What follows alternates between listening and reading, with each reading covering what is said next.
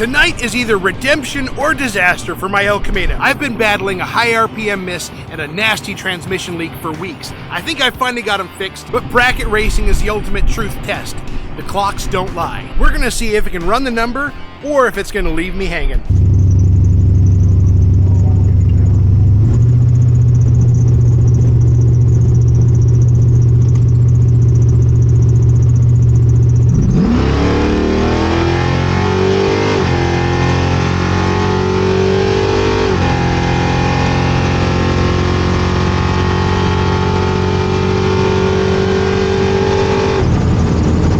Pass number one proved to be a bit troublesome. The thing coughed on me on the line, and I didn't do a great job of getting it warmed up, so it gave me every good reason why it should cough. So we gotta see if we can get that worked out of it for the next pass, because that's gonna be a mess if I can't get the thing to react like I need it to. Just after round number one, I saw the black Firebird at KC Maxx heading up the lanes. I've been following his car for months, so I need to check this out.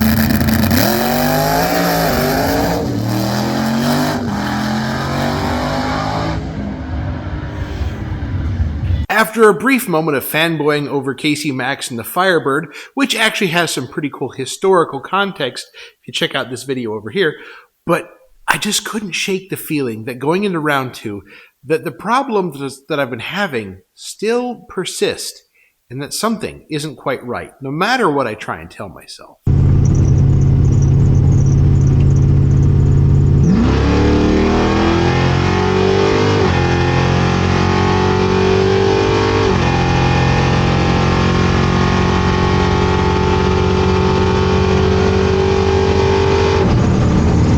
So fresh off that run, it's readily apparent the driver really needs to work on what he's doing.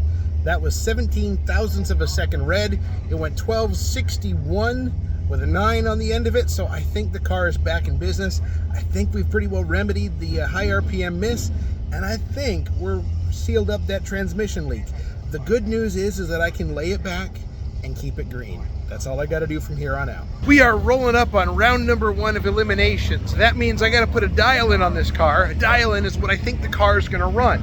And looking at the last two runs, first run had kind of a funny little hiccup in it. Second run, I did it right. Got the car completely warm, a little bit more launch RPM, and it went 1261 with a 9, and the first one was a 1266. The first one is kind of a throwaway. So I'm looking at the current weather, and it looks like it could be a low 1261.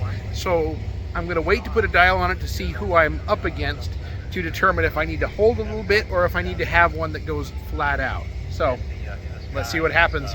This is getting exciting. Going into round number one, I was still pretty confident, given the group of racers that I was around, that I'd be able to at least pull this off. Alrighty, here we are for round number one eliminations.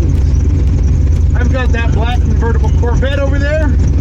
Got 1261 on the window. Should be dialed fairly true. Let's see how we do.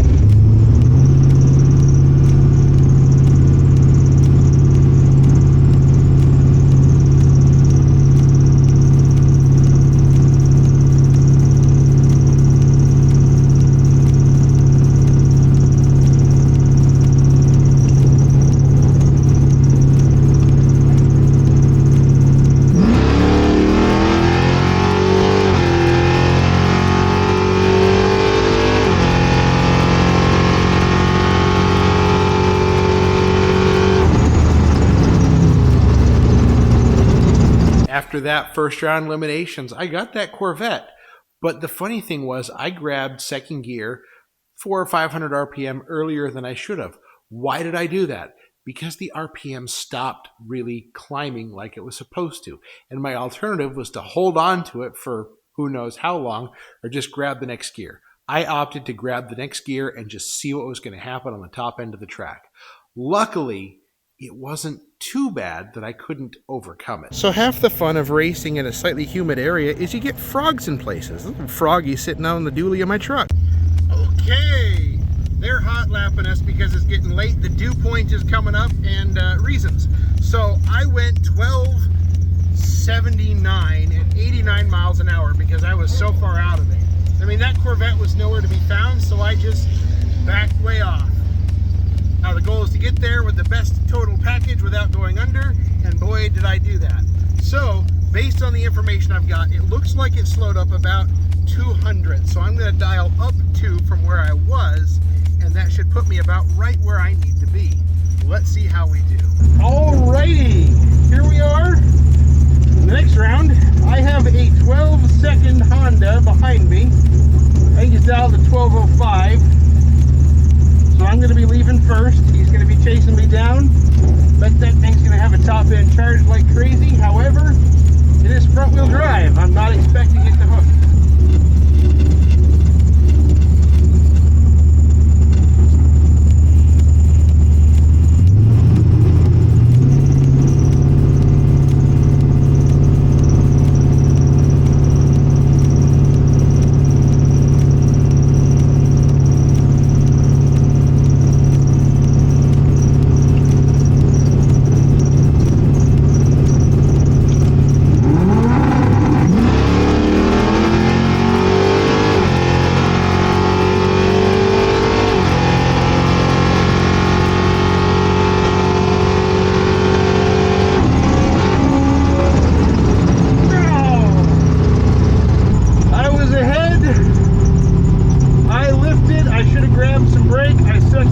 Myself, I should have grabbed that brake.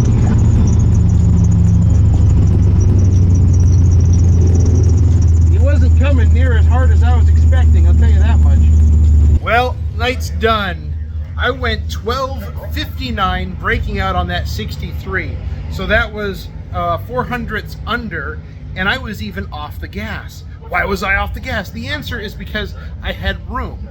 And I actually second-guessed myself. I should have grabbed some brake too. So what the heck is going on? Well, it turns out there's still something funky going on with the car because it picked up 700ths to the 8th mile, and it was cooking along. I mean, it was half a mile an hour, almost 3/4 of a mile an hour faster at the 8th. So it was making some steam. I can't really blame the weather because it was practically identical to the last pass. So there is something going on that I am not sure what. So we're going to have to do a little bit of digging into the car. And that leads to an interesting question. What do I do from here? Well, I started looking at my data a little bit, and I determined that this problem has really only been happening since I installed the starter saver, which retards the timing back 10 or 20 degrees, depending on how you have it set. But it pulls the timing back so the car is easier to start. And the car's been easier to start, but ever since I did that, there's been this miss at higher RPM. I think I'm dealing with a couple of different things. I'm possibly dealing with a connections issue. I'm dealing with an electrical noise issue that's going to be a little hard to rectify. I could be dealing with a grounding issue.